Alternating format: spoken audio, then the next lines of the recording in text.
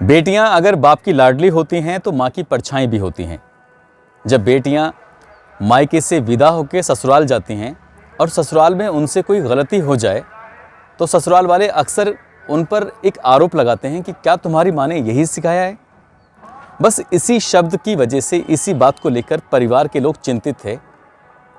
3 बेटियों का बाप तो नहीं था, माँ थी, लेकिन माँ का जो चाल चलन था वो अच्छा नहीं था।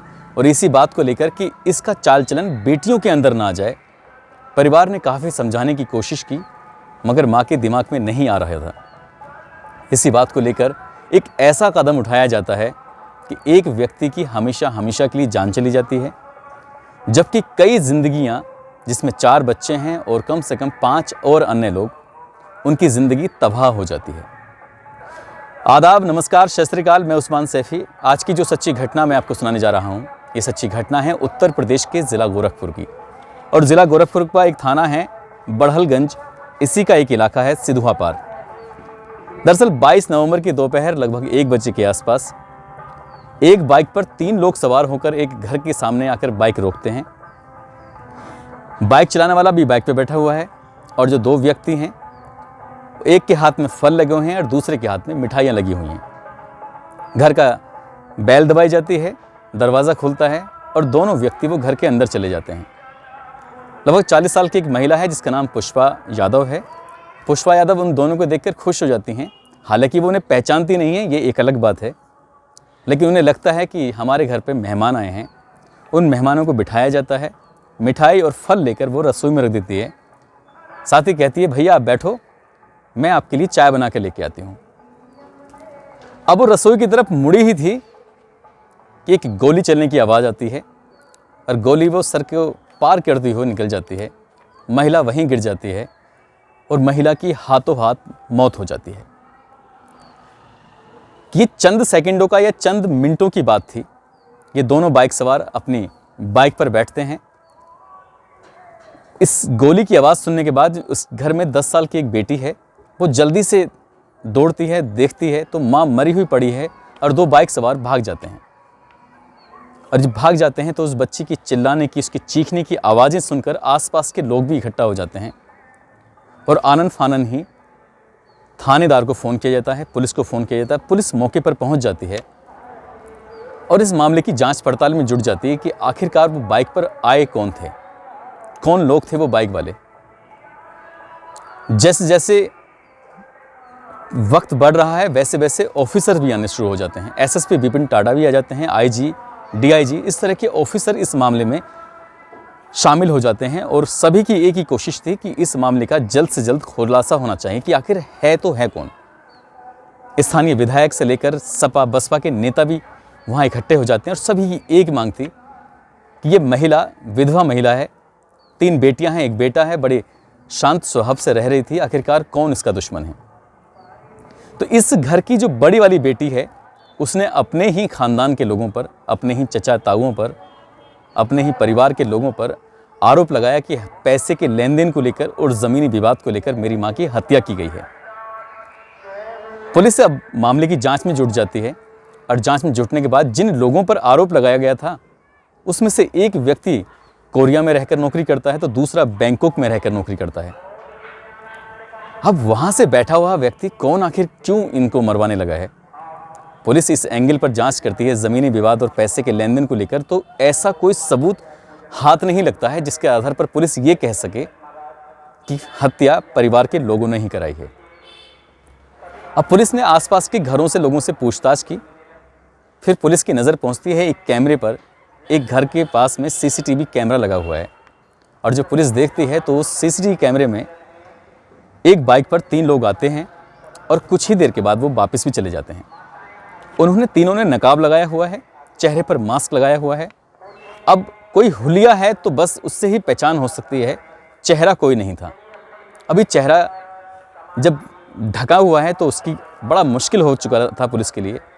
पुलिस ने उस सीसीटीवी कैमरे से कुछ फुटेज निकालने के बाद उसे वायरल किया और लोगों से पता करने की कोशिश की कि आखिर ये 3 व्यक्ति, 3 लोग हैं तो हैं कौन। अब मऊ, आजमगढ़, सिद्धार्थनगर, गोरखपुर, इस तरह से कई इलाकों तक, कई जिलों तक उन फोटोग्राफ्स को वायरल किया गया, मगर अभी तक कोई व्यक्ति ये जानने वाला, ये पहचानने वाला था ही नहीं कि ये 3 बाइक सवार वो व्यक्ति हैं। पुलिस के लिए वाकई ये एक मुश्किल घड़ी थी। पुलिस पर दबाव बन रहा है, इलाके के लोगों में गुस्सा फैल रहा है, तमाम नेता लोग इसमें हस्तक्षेप करने लगे हैं। आखिरकार पुलिस करे तो क्या करे? इस महिला की कॉल डिटेल निकाली जाती है तो इसके संपर्क में कई लोग हैं जो इस महिला के पास आते हैं, जाते हैं, मिलते हैं, बातचीत करते हैं। बारी बारी से सभी लोगों से पूछताछ की, मगर इन लोगों में जिनकी लंबी एक फहरिस्त है, उन लोगों में भी कोई वो व्यक्ति नहीं पाए जाते हैं जो 3 बाइक पर थे। तो आखिरकार कौन थे? पुलिस अब इसकी पड़ताल में लग जाती है, और जब पुलिस इसकी पड़ताल में लगती है तो ये पता चलता है कि ये महिला देवरिया ज़िले के एक मदनपुर थाना है, उसका फकीपुर गांव है, वहाँ की रहने वाली थी। इस महिला का पति दयानंद यादव, जो कि बैंकॉक में रह के नौकरी करता था, वहाँ कमाया करता था, लेकिन 2017 में उसकी अचानक ही मौत हो जाती है। मौत के बाद उससे कुछ पैसे मिलते हैं इंश्योरेंस के, लगभग 30 लाख रुपए के आसपास।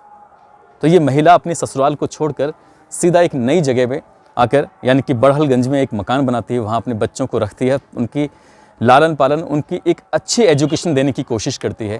यही इसका प्रयास था कि बच्चे पढ़ जाएंगे तो उनकी ज़िंदगी सुधर जाएगी। अब माँ ही नहीं रही तो उन बच्चों का क्या होगा, ये भी एक चिंता का विषय बना हुआ था।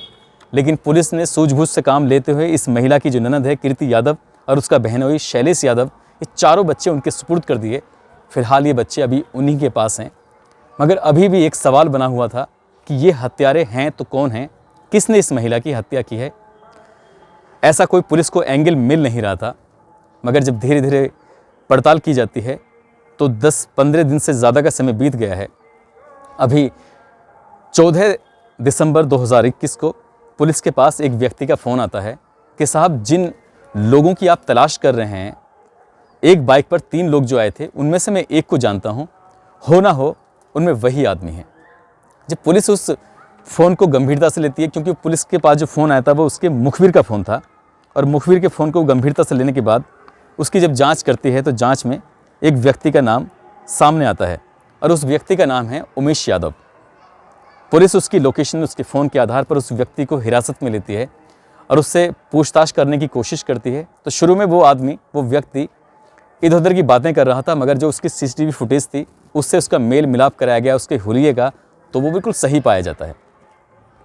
अब पुलिस उससे सख्ती से पूछताछ करती है कि आखिरकार तुम उस महिला के पास क्यों आए थे, क्यों तुमने उसको मारा था? तो उसने कहा, साहब मुझे तो सिर्फ बुलाया गया था, मारने वाले तो 2 सगे भाई हैं। अब जब 2 सगे भाई का नाम आता है, एक का नाम श्रीकांत यादव और दूसरे का नाम विश्वनाथ यादव, तो इस महिला का इन लोगों से कोई भी दूर दूर तक ना कोई रिलेशन है, ना कोई संपर्क है, ना कभी आना है, ना कभी जाना है। ये लोग क्यों मिठाई लेकर आए थे, क्यों इनको गोली मारी गई, ये भी एक सवाल था। अब पुलिस इनकी तलाश में जुट जाती है। 15 दिसंबर को इन दोनों को भी गिरफ्तार कर लिया जाता है, और जब गिरफ्तार कर लिया जाता है तो उनसे फिर पूछताछ की जाती है कि आखिरकार तुमने इन्हें क्यों मारा? तो बताते हैं, साहब हमें मारने के लिए सुपारी दी गई थी, सुपारी मिली थी कोरिया से, इसके भतीजे गोपाल यादव ने दी थी। तो पूछते हैं कि गोपाल यादव ने सुपारी दी थी तो पैसे का लेन देन भी हुआ होगा, जबकि पुलिस ने इस एंगल पर भी जांच की थी, मगर कई महीनों तक कोई पैसे का लेन देन नहीं हुआ था, कुछ नहीं हुआ था। आखिरकार 7 लाख रुपए कब आए, कैसे आए, जब इसके बारे में पूछा जाता है तो बताते हैं कि पंचायत चुनाव में श्रीकांत यादव की पत्नी चुनाव लड़ रही थी, पैसे की बहुत ज़्यादा सख्त ज़रूरत थी, तब कोरिया फ़ोन किया गया, क्योंकि श्रीकांत यादव, विश्वनाथ यादव और गोपाल यादव की दोस्ती है, और ये गोपाल यादव इस महिला पुष्पा यादव का भतीजा है, जेठ का बेटा है। और जब बातचीत चलती है तो फिर एक नई बात निकल के सामने आती है। वो ज़मीन और रुपए का विवाद था ही नहीं, जो विवाद सामने आता है उसको देखकर वाकई हैरानी होती है, परेशानी भी होती है कि आखिरकार कोई इतने हद तक कैसे गिर सकता है। जब पति की 2017 में मौत हो जाती है और ये महिला अपनी ससुराल में रहती है, तो इस महिला को आदत थी नए नए लोगों से दोस्ती करना, नए नए लोगों के साथ वक्त बिताना, उनके साथ अपनी इच्छाओं की पूर्ति करना। ससुराल वाले इस बात को लेकर बहुत ज़्यादा परेशान थे, चिंतित थे कि तुम्हारी बेटियां हैं और बेटियों पर गलत असर जाएगा, इसलिए ये सब छोड़ दो। मगर इस महिला ने अपनी इस आदत को नहीं छोड़ा और अपने ससुराल के उस इलाकों को छोड़ने के बाद बढ़लगंज पहुंच जाती है, सिधुआ पार में जाके अपना मकान बनाती है और मकान बनाने के बाद वहाँ पर ये भी सिलसिला चलता रहता है। ये महिला चरित्र की थोड़ी कमज़ोर थी, थोड़ी नहीं बहुत कमज़ोर थी। हर दिन नए लोग आते थे और ये बातें यहाँ से निकलने के बाद ससुराल पहुँचती थी, कोरिया पहुँचती थी, ससुर के पास पहुँचती थी। जब ये बातें पहुँचती थी तो उनका जी जलता था, परेशान होते थे। इसी बीच यानी कि पंचायत चुनाव के दौरान श्रीकांत यादव और विश्वनाथ यादव को कुछ पैसों की ज़रूरत थी। उन्होंने चुनाव लड़ने के लिए कोरिया से 7 लाख रुपए गोपाल से उधार लिए थे। जब वो पैसे वापस करने की बात आती है तो गोपाल कहता है कि मुझे पैसे नहीं चाहिए, मेरे लिए एक काम कर देना। बोले क्या काम करना है? बोली मेरी भाभी है पुष्पा यादव, उसका काम तमाम करना है। तो उसके बाद ये दोनों सगे भाई विश्वनाथ यादव और श्रीकांत यादव प्लान बनाते हैं, उमेश यादव को साथ लेते हैं और 2 और व्यक्ति हैं, एक का नाम मिथिलेश यादव है और दूसरे का नाम गोविंद यादव। गोविंद यादव मिथिलेश यादव इस महिला की रैकी करते हैं और कई दिनों तक रैकी करते रहते हैं। एक फोटोग्राफ्स खींचा जाता है और फोटोग्राफ्स खींचने के बाद उमेश यादव को, मिथिलेश यादव को और विश्वनाथ यादव को दिया जाता है और तब ये 3 लोग मिलकर महिला के पास आते हैं। वहाँ आने के बाद दरवाज़ा खुलवाते हैं, मिठाइयाँ देते हैं, इनका स्वागत किया जाता है। चाय बनाने की बात जब की जा रही थी बहुत करीब से गोली मारी जाती है और उस महिला का मर्डर कर दिया जाता है। अब महिला इस दुनिया में नहीं है, अब उसकी इच्छाओं की पूर्ति भी नहीं हो सकती, लेकिन उसने जो कदम उठाया था महिला ने, वो शायद नहीं उठाना चाहिए था। हालांकि पुलिस ने इन 5 आरोपियों को गिरफ्तार कर लिया है और साथ ही जो इसका भतीजा है गोपाल यादव, उसको गिरफ्तार करने के लिए कोरिया की पुलिस से संपर्क साधा जा रहा है ताकि जल्द से जल्द उसको गिरफ्तार किया जाए, उसके विरुद्ध भी कड़ी से कड़ी कार्रवाई की जाए।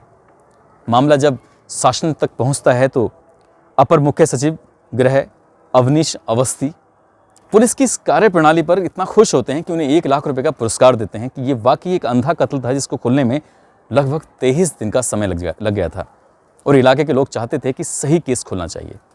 पुलिस को वक्त ज़रूर लगता है मगर केस बिल्कुल सही खुलता है और इस पुलिस की सराहना भी की जा रही है। IPS ऑफिसर विपिन टाडा की भी सराहना की जा रही है। उन्होंने बहुत कम समय में बहुत ही बेहतरीन तरीके से इस केस को खुला है। दोस्तों, इस महिला को यदि इच्छाओं की पूर्ति ही करनी थी तो अपने बच्चों को ससुराल में सौंप देती। अभी भी बच्चे ननद के पास हैं। ये महिला अगर इनसे अलग रह के अपनी एक नई ज़िंदगी शुरू कर सकती थी। उससे नए नए पुरुषों के साथ इस तरह से दोस्ती करना, उनके साथ इच्छाओं की पूर्ति करने का काम नहीं करना चाहिए था। ससुराल वालों ने समझाने की पूरी कोशिश की मगर उसके दिमाग में नहीं आई थी कि अगर ये महिला अपनी आदत से बाज नहीं आएगी, ये आदत में सुधार नहीं करेगी तो बच्चों पर इस बात का गलत असर जाएगा।